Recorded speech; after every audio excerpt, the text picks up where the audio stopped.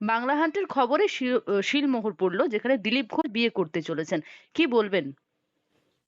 দেখুন, এটা খুবই ভালো খবর এবং তার বৈবাহিক জীবনের ভালো হোক, সেটাই আমার দিক থেকে তার প্রতি কামনা থাকবে। এবং সব থেকে ইন্টারেস্টিং ব্যাপার হচ্ছে যে এই ধরনের এই বিয়েটাকে কেন্দ্র করে সোশ্যাল মিডিয়াতেও বিভিন্ন রকম ঠাট্টা তামাশা হচ্ছে, যে মানে বয়সের সাথে বিয়েকে একটা গুলিয়ে দেওয়ার একটা চেষ্টা তো আছে। আমাদের যে সোশ্যাল স্টিরিওটাইপ স্টিগমা গুলো রয়েছে, সেই জায়গা থেকে বেরিয়ে উনি ওনার জীবনের পছন্দের মানুষকে খুঁজে পেয়েছেন। সেটা যে বয়সেই পাক, যে সময়ই পাক, যে পরিস্থিতিতেই পাক, সেটা তার নিজস্ব জীবন।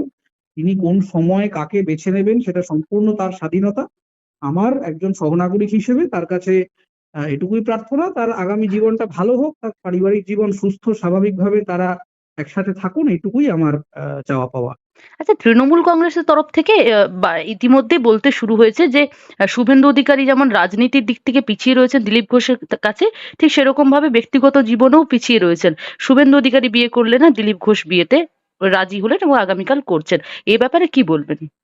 না, দেখুন, এই ধরনের মানে কে বিয়ে করবেন কে করবেন না, কে কার কটা প্রেম করবেন কে করবেন না, এটা তো কোনো রাজনৈতিক দল বা কোনো নেতা ডিসাইড করে দেবেন না। এটা মানুষের ব্যক্তিগত স্বাধীনতা। আমি সেই কথাটাই আপনাকে আগের প্রশ্নের উত্তরেই আমি বললাম, যেটা হুম। যে সোশ্যাল স্টিগমা রয়েছে আমাদের এখানে।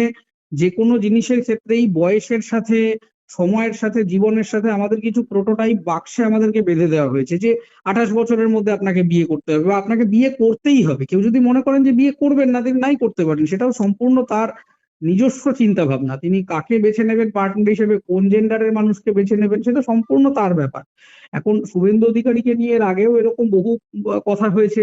তার মানে তিনি একটু মেয়েলি চরিত্রের কথা বললে তাকে বিভিন্ন রকম তার সেক্সুয়ালিটি নিয়ে প্রশ্ন করা হয়েছে। এগুলো দেখুন অশিক্ষার লক্ষণ। এগুলোকে কোনোভাবেই এনকারেজ আমি করি না, কারণ আমি দীর্ঘদিন সোশ্যাল সায়েন্স নিয়ে কাজ করেছি এবং এগুলোর বিরুদ্ধে কাজ করেছি। কারোর সেক্সুয়াল আইডেন্টিটি, কারোর হুম। জেন্ডার আইডেন্টিটি, জীবনকে যে কেউ যার মতো খুশি করে দেখতে পারে, সেটা সম্পূর্ণ তার ব্যক্তিগত ব্যাপার। শুভেন্দু অধিকারী যদি বিয়ে না করেন জীবনে, তার সাথে তার রাজনৈতিক জীবনের বা তার মানে অ্যাজ আ মানুষ তার কি এসে যায়? কিছু এসে যায় না। তার কাজের সমালোচনা করতে গেলে তিনি কাকে বিয়ে করেছেন, কার সাথে প্রেম করেছেন, সেটা তো আমার আলোচনার বিষয়বস্তু হতে পারে না। তিনি তার ব্যক্তিগত জীবনটা আলাদা, তার প্রফেশনাল লাইফটা আলাদা। তিনি হুম। হুম। প্রফেশনাল লাইফে দুর্নীতি করলে আমরা তার সমালোচনা করব। রাজনৈতিক জীবনে তিনি কোনো অসাধু কাজ করলে আমরা যেভাবে তার বিপক্ষে দাঁড়িয়ে কথা বলেছি সেগুলো বলবো। কিন্তু ব্যক্তিগত জীবনটা সম্পূর্ণ তার, আমার ব্যক্তিগত জীবনটা সম্পূর্ণ আমার।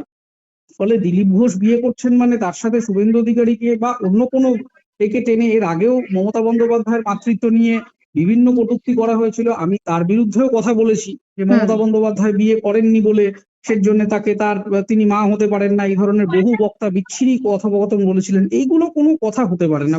এগুলো আমি সম্পূর্ণ এগুলোকে অপোজ করি।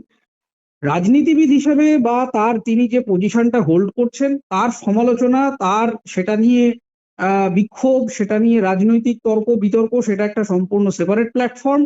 এবং মানুষ হিসাবে তিনি বিয়ে করুন, প্রেম করুন, বিয়ে না করুন, সিঙ্গেল থাকুন, হুম। ব্যাচেলার থাকুন, যা খুশি থাকুন, সেটা কমপ্লিটলি তার ডিসিশন। আমরা কেউ সেই ব্যাপারে কোনো কথা বলার নেই। দিলীপ ঘোষ হচ্ছেন সহনাগরিক হিসেবে তার প্রতি আমার শুভেচ্ছা এবং শুভকামনা রইল। তার পরিবার সুস্থ থাকুন, ভালো থাকুন, আগামীতে একসাথে দীর্ঘদিন থাকুন, এইটুকুই আমরা চাইছি। বাংলা হান্টের আরও খবর দেখতে নজর রাখুন। বাংলা খবর মানেই বাংলা হান্ট।